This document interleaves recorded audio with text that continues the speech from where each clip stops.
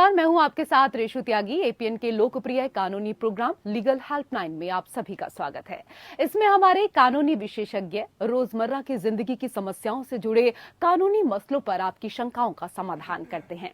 आज हम आपको जालसाजी से जुड़ी जानकारी देंगे, साथ में जालसाजी से जुड़ी कानूनी समस्याओं का समाधान भी करेंगे। जालसाजी एक ऐसा अपराध है जिसमें कोई व्यक्ति या संस्था छलती है या फिर छलने का प्रयास करती है।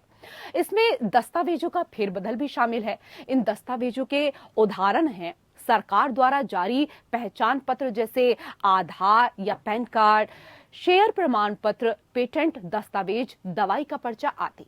जालसाजी एक ऐसा अपराध है जिसे सभी राज्यों और केंद्र सरकार ने अपराध का दर्जा दिया है। जालसाजी के अपराध के कई पहलू हैं और किसी को दोषी पाए जाने से पहले सभी को सिद्ध किए जाने की जरूरत होती है। हमारे आज के कानूनी विशेषज्ञ अधिवक्ता परमानंद पांडे जी जालसाजी से जुड़े तमाम पहलुओं की आप सबको आज जानकारी देंगे। सर, बहुत बहुत स्वागत है आपका हमारे खास कार्यक्रम में। तो अगर आपका जालसाजी से जुड़ा कोई भी सवाल है तो आप फोन करके राय ले सकते हैं। फोन लाइंस खुल चुकी हैं, आप कॉल कर सकते हैं 0120612793 और 0120612793 पर।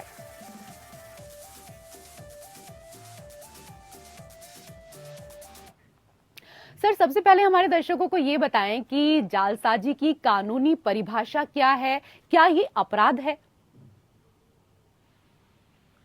देखिए, जालसाजी की कानूनी परिभाषा तो पहले ये एक साफ जात मालूम हो जानी चाहिए कि जालसाजी एक अपराध है। ये जालसाजी का अपराध जो है ये जानबूझ कर किया गया अपराध है। कई चीजें जैसे अनजाने में हो जाती हैं, लेकिन यहाँ जालसाजी में होता है कि जानबूझ करके किसी भी व्यक्ति के खिलाफ, किसी भी संस्था के खिलाफ एक तरह का अपराध किया जाता है। जैसे आपके शेयर मार्केट की चीजें हों, जैसे जालसाजी का काम भी एक तरह से आप ये देखिए, आपने किसी को बेरर चेक लिख के दिया और कहा कि आप उसको 10,000 रुपए दिए जाना चाहिए, आपने अमाउंट नहीं भरा, आपने नीचे अपने सिग्नेचर कर दी। वो जो व्यक्ति लेके गया वो उसके पास उसमें भरा हुआ नहीं था, वो 10,000 के बदले 1,00,000 रुपया कर दिया, एक जीरो को बढ़ा दिया वहां पर। तो अब तो मान लीजिए वो उसमें एक स्थिति आ गई है कि आपको लेटर न्यूमेरिकल में भी देना होता है और उस तरह से शब्दों में भी लिख के देना होता है, वर्ड्स में। लेकिन अगर वो लिख के नहीं दिया गया है, गुड फेथ में आपने किसी को बेरर चेक पर सिग्नेचर करके दे दिया, तो ये एक तरह की बहुत बड़ी जालसाजी हुई, अपराध तो हुआ ही इसमें। और मान लीजिए कोई आदमी किसी को कहता है कि मैं ए, बी और सी के बीच में अपनी प्रॉपर्टी का बंटवारा करना चाहता हूँ, लेकिन किसी जालसाज के हाथ में वो बात पड़ी और जालसाज ने उसमें कहा कि मैं बी को उसमें से हटा दिया, मैं ए और सी के बीच में अपनी संपत्ति का बंटवारा करना चाहता हूँ, तो ये तो एक बहुत बड़ी धोखाधड़ी, एक बहुत बड़ी जालसाजी का काम हुआ। तो ये इस ढंग के जालसाजी जो होती है, किसी भी व्यक्ति को धोखा दे करके अपने मुनाफे के लिए या दूसरे के मुनाफे के लिए जो हर काम किया गया जो काम है वो श्रेणी में आता है और ये जालसाजी निश्चित रूप से एक अपराध है। इस अपराध का, जैसे कि आपने ही बताया, हर जगह पर इसके लिए दंड का प्रावधान है। सर, आपसे ये भी जानना चाहेंगे, ऑनलाइन फ्रॉड होने पर कानूनी कार्रवाई कैसे करें? वेबसाइट हैक हो जाना, बैंक अकाउंट हैक हो जाना आदि, तो इसके बारे में भी हमारे दर्शकों को आप जानकारी दें ताकि वो इस विषय को आसानी से समझ सके।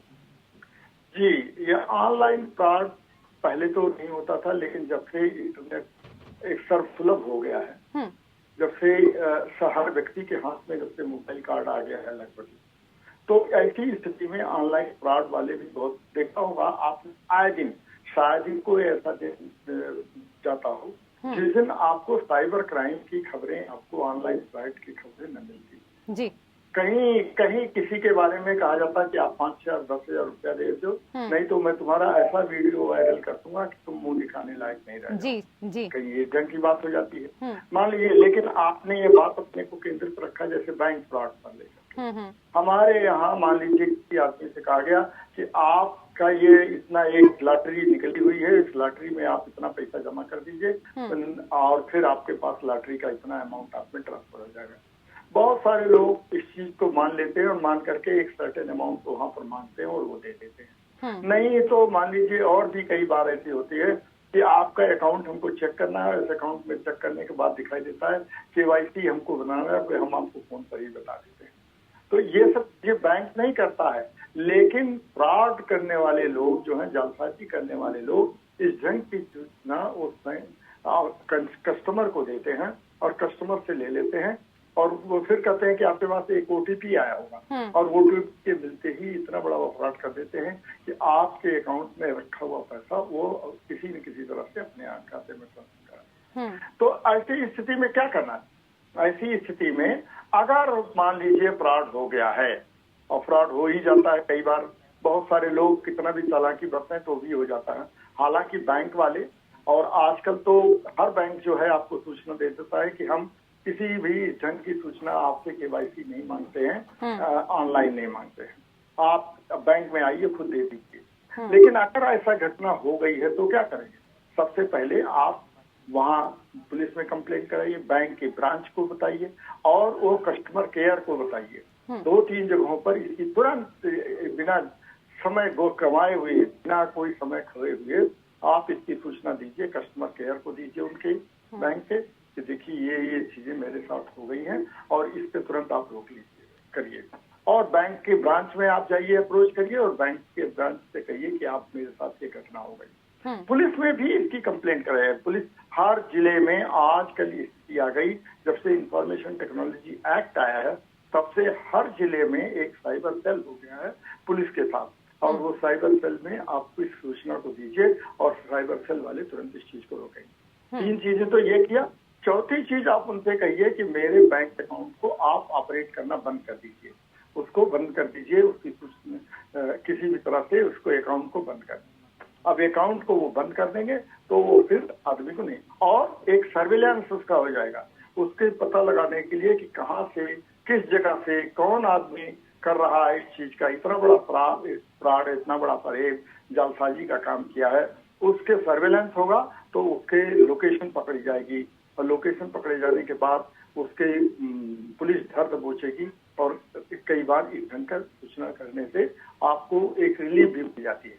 हालांकि ये कहना आसान है कि तुरंत आपको हो जाएगा, क्योंकि होते हैं पुलिस से कदम आने की बात करते हैं और फ्रॉड करने के बाद तो नहीं आप सूचना देंगे, कहीं वो सिम कार्ड तोड़ देते हैं और कई ऐसी चीजें हैं जो उसको छिपा देते हैं, लोकेशन को अपने खत्म कर देते हैं, तो वो भी उनकी चालाकी होती है। लेकिन क्राइम करने वाला कोई न कोई सबूत छोड़ जाता है जिससे पुलिस को उसको पकड़ में आ जाती है। सबसे बड़ा काम तो ये है कि देखिए छोटा मोटा अगर नुकसान या बड़ा नुकसान भी हो गया है तो इसके बाद आगे ना नुकसान होने पाए, पुलिस को आप बैंक को ही सूचना इसकी दीजिए और बैंक से कहिए कि उस पर तुरंत कार्रवाई करें, त्वरित कार्रवाई होनी चाहिए और आपके जो बंद है अकाउंट को बंद कर देना चाहिए। ये 2-3 चीजें करने से ही आपका कल्याण होगा।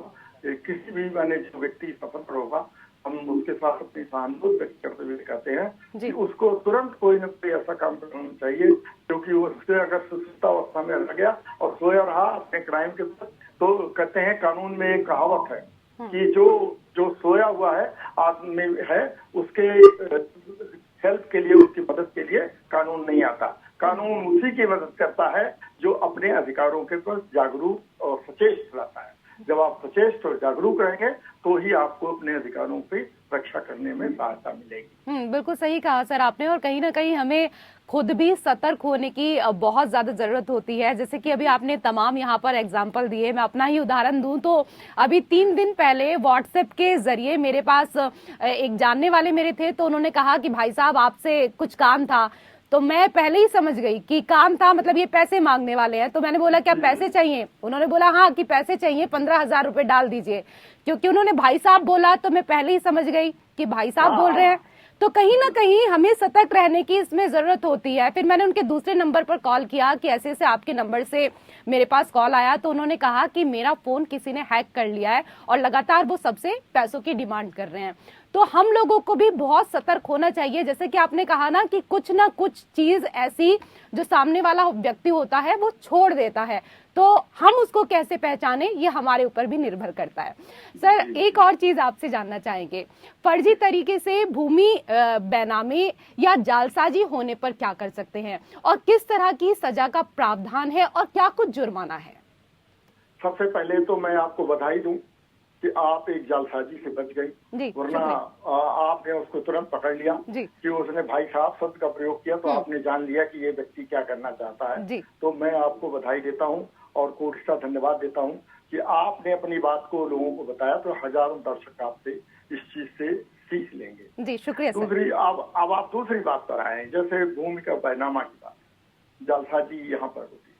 होता क्या है कि कोई भी व्यक्ति, मान लीजिए यहाँ रह रहा है, नोएडा में रह रहा है, आपको मालूम होगा कि बहुत 3-4 साल पहले की बात है, एक पुलिस के आला अधिकारी ने नोएडा के बारे में ये कहा था कि बहुत सारे लोग बंबई से आते हैं और वो उनका वहां पर प्लाट पड़ा हुआ है, और प्लाट पड़े होने के बाद पता चला कि उस मकान किसी ने और बना लिया है और उसमें रहने लगा है। तो एक गोरख धंधा वहां चल रहा था कि जो माफिया के लोग थे वो आपके नाम से हमारा प्लाट पड़ा हुआ है, बंबई में पड़ा हुआ हूँ, कोई लंदन में पड़ा हुआ है, कोई और कहीं पड़ा हुआ है, और उसके नाम से एक फर्जी व्यक्ति को खड़ा कर देते हैं और उसको कहते हैं कि ये यही व्यक्ति है और इसका नाम पर वहां पर प्लाट है, और उस प्लाट को ये किसी दूसरे तीसरे व्यक्ति को बेचना चाहता है या किसी व्यक्ति को बेचना चाहता है। तो ऐसी स्थिति में आता है, एक तीसरा व्यक्ति उसमें आ जाता है, वो खरीद लेता है। तो इसमें 2 लोगों के, तो उस व्यक्ति जो जिसका प्लाट है, बीच का प्लाट है, मकान है, और वो उस मकान को उसके चलते उसको कुछ नहीं मिल पा रहा है। दूसरा फ्रॉड वो व्यक्ति के साथ हुआ जो खरीद रहा है, या जाने अनजाने उसको ये लग रहा है कि मुझे तो ये संपत्ति मिल रही है, मुझे 50 लाख की संपत्ति है, मुझे ये 25 लाख रुपए में मिल रही है, तो मैं भी इस तरह से लाभ में हूँ, और लालच बुरी बला है, उसमें जाकर के वो खरीद लेता है, तो वो उसमें फंस जाता है। 2 लोगों के साथ ही बड़ा भारी अपराध हुआ। तो इस चीज का ये कानून, ये फ्रॉड आज से नहीं चला रहा, ये हमको लगता है कि बरसों से शताब्दियों से ये घटना चली आ रही है कि कोई व्यक्ति कहीं है और कोई व्यक्ति पेश करके उसको लिख देता है और कोई व्यक्ति लिखवा देता है। ऐसी स्थिति में क्या है कि तुरंत आप सब रजिस्ट्रार, हर जो बैनामा करने वाला अधिकारी होता है उसको सब रजिस्ट्रार बोलते हैं, सब रजिस्ट्रार को उसको आप सूचना दीजिए रजिस्ट्रार को कि देखिए ये संपत्ति मेरी थी और इस संपत्ति के बारे में ये व्यक्ति ने लिखवा लिया है और मैं तो डिस्पोजेस हो गया हूँ, मैं यहाँ से, मेरे पास कोई अधिकार ही नहीं रह गया। तो आप अपने ओरिजिनल कागज को, अपने मूल कागज को उसको दिखाइए कि देखिए मेरे साथ ये हुआ। अगर उसमें एक और चीज है, अगर मान लीजिए उसमें म्यूटेशन नहीं हो पाया है, यानी उस चीज का अगर दूसरे के नाम पर अभी रजिस्टर नहीं हुआ, तो सब रजिस्ट्रार उसको तुरंत वहीं पर रोक देता है। लेकिन अगर हो गया है तो भी उस चीज को वो कहेगा कि नहीं, आप इसका सिविल सूट फाइल करिए और सिविल सूट में हम अपने रिकॉर्ड में ले आएंगे कि इस तारीख को ऐसी ऐसी घटना हुई है और जिसको लेकर के आपके सामने ये बात आएगी। और रजिस्ट्रार के यहाँ से आने के बाद एक हर राज्य में एक आईजी होता है, उसको इंस्पेक्टर जनरल ऑफ रजिस्ट्रेशन बोलते हैं, और आईजी पुलिस को नहीं, वो आईजी का रजिस्ट्रेशन का आईजी होता है, उसके संज्ञान में भी बात बुलाई जाए कि हमारे साथ ये धोखाधड़ी हुआ है और ये हमारा बैनामा गलत ढंग से, रजिस्ट्रेशन गलत ढंग से हुआ है। तो अगर वहां पर ये बात पहुंच जाती है तो एक तो म्यूटेशन नहीं हुआ है तो वो म्यूटेशन नहीं होने पाएगा, और म्यूटेशन अगर हो गया है तो आप उस व्यक्ति को वहां से ये कह देंगे कि नहीं, आपका गलत ढंग से ये हुआ है, मुझे मेरी संपत्ति मिलनी चाहिए, और वो संपत्ति आपको दिलाने के लिए कोर्ट तुरंत आपके लिए। सर, आप लगातार बहुत अच्छी जानकारी हमारे दर्शकों को दे रहे हैं और कई और सवाल हमारे मन में है, वो भी हम आपसे पूछेंगे। लेकिन सर, क्या एक जालसाज या फ्रॉड कंपनी जिस पर जालसाजी का आरोप है वह अपने ग्राहकों के खिलाफ कानूनी कार्रवाई कर सकती है? देखिए, एक फ्रॉड कंपनी है तो वो अपने ग्राहकों के खिलाफ क्या कार्रवाई कर रही है, क्योंकि वो तो खुद ही फ्रॉड में लिप्त है। उसने गलत ढंग से सूचना दे करके लोगों को और धोखाधड़ी करके उसको ठगा है तो वो कार्रवाई नहीं कर सकता, लेकिन वह व्यक्ति जरूर कार्रवाई कर सकता है, उसका वो ग्राहक कार्रवाई कर सकता है उस कंपनी के खिलाफ जो कंपनी उसके साथ साथ लगातार धोखाधड़ी कर रही है। आपको बताऊं कि आपने अपना उदाहरण दिया, तो मैं भी एक उदाहरण इस ढंग से बताऊं कि ये प्रेस काउंसिल ऑफ इंडिया है, मैं उसका सदस्य कुछ पहले था। तो उस दौरान क्या हुआ था कि तमाम अखबारों में एक विज्ञापन आता था कि आप 3 साल के भीतर अपना रुपया दुगना करें। जी जी। आप 500 रुपया जमा करिए तो आप 1000 रुपया लीजिए 3 साल के बाद। अब ये हिंदुस्तान के किसी भी बैंक ने कहीं भी किसी भी ब्रांच में 3 साल के भीतर रुपया दुगना किया जाए ऐसे कर, लेकिन बहुत सारी ऐसी कंपनियां, धोखे वाली कंपनियां इस ढंग का विज्ञापन अखबारों में देती थी और वो ये कहती थी कि आप दीजिए और 3 साल के भीतर अपना रुपया दुगना कराइए। जब ऐसी स्थिति आ गई तो ये मामला आया, बहुत सारे लोगों ने इस चीज को कंप्लेंट किया।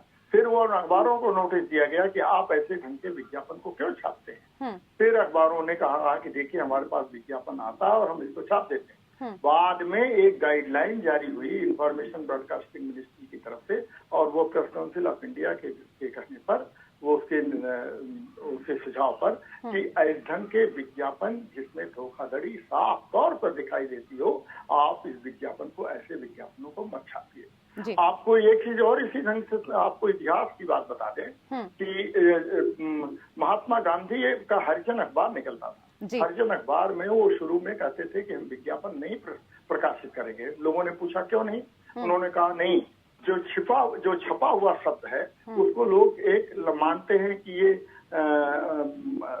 शब्द जो है अक्षर ही ब्रह्म है, जिसका क्षय नहीं हो सकता है, ये अक्षर है, ये ब्रह्म की तरह से है और लोग इस पर विश्वास करने लगेंगे। इस नाते हम विज्ञापन को, ऐसी चीज को नहीं लेंगे जिसमें एक तरह का तो ये समय आप तो कानून बन चुका है कि कोई इस ढंग की धोखाधड़ी वाला विज्ञापन देता है तो आप उसकी सूचना ले आइए और सूचना लेने के बाद आप और पुलिस उसके खिलाफ कार्रवाई करेगी। चलिए, ये तो बड़े अच्छे उदाहरण आपने सर यहाँ पर दिए, लेकिन इसके साथ ही हम आपसे ये भी जानना चाहेंगे कि धारा 420 कब लगाई जाती है और इसके तहत क्या आपराधिक मामला दर्ज हो सकता है, क्या इसमें बेल मिल सकती है, ये भी आपसे जानना चाहेंगे। जी देखिए, धारा 420 जो है एक तो एक मुहावरा बन गया है, आपको बता, ये इतना, इसके बारे में लोग कहते थे ना कि ये इनका एक मुहावरा हो गया है कि आम आदमी भी जान जाता है कि 420 ही कर रहा है, मतलब ये एक मुहावरे की तरह से ये इतना इसका दुरुपयोग हुआ है इस चीज का कि इसमें ऐसी धोखाधड़ी लिप्त हुई है कि ठीक है सर, हमारे साथ फिलहाल एक दर्शक जुड़ गए हैं, दर्शकों को हम इंतजार नहीं करा सकते हैं। निशांत हैं हमारे साथ झारखंड से। निशांत जी, क्या कुछ कहना चाहेंगे आप?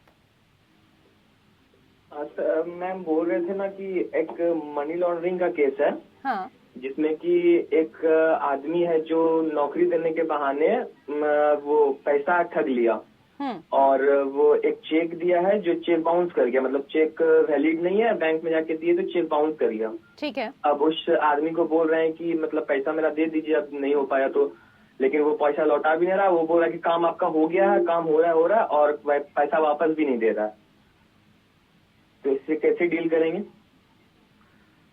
अब देखिए बंधुवर, ऐसा है, इसके लिए तो आप देखिए, चेक अगर बाउंस हो गया है तो चेक बाउंस के लिए एक सेक्शन 138 होता है इस एक्ट में, आप बैंक को दीजिए और बैंक से 1 महीने के भीतर वो उसका एक लिख के आ जाता है कि इसमें इनसफिशिएंट मनी है या आपका पैसा देने से रोक दिया गया है।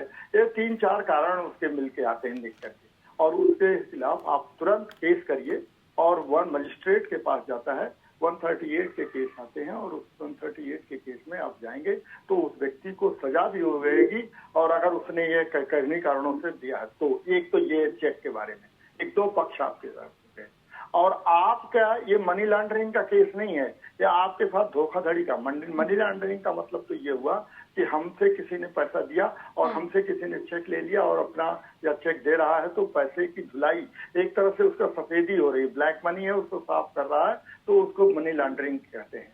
तो ये मनी लॉन्ड्रिंग का केस नहीं हुआ, ये एक तरह का आपके साथ धोखाधड़ी हुई है।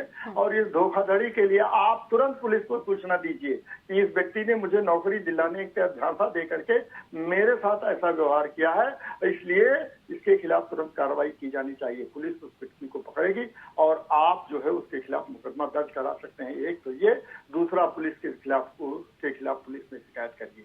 और तो जो मुख्य दूसरा कारण यह है, जो चेक बाउंस का केस है, चेक बाउंस के केस में तो आपको 138 मजिस्ट्रेट के सामने इस चीज को ले आइए, तो लेकिन उसमें बैंक की रसीद होना जरूरी है। और बैंक की रसीद मिलने के बाद 1 महीने के भीतर ही आपको केस फाइल करना। जी चलिए, निशांत जी के सवालों का तो जवाब मिल गया, लेकिन मेरे मन में बहुत सारे और भी सवाल थे सर, लेकिन आज समय का अभाव है, किसी और दिन फिर आपसे चर्चा करेंगे। लेकिन आपने इतनी अच्छी जानकारी हमारे दर्शकों को दी, इसके लिए आपका बहुत बहुत शुक्रिया। और इसी के साथ हमारे खास कार्यक्रम लीगल हेल्पलाइन में फिलहाल इतना ही। नमस्कार।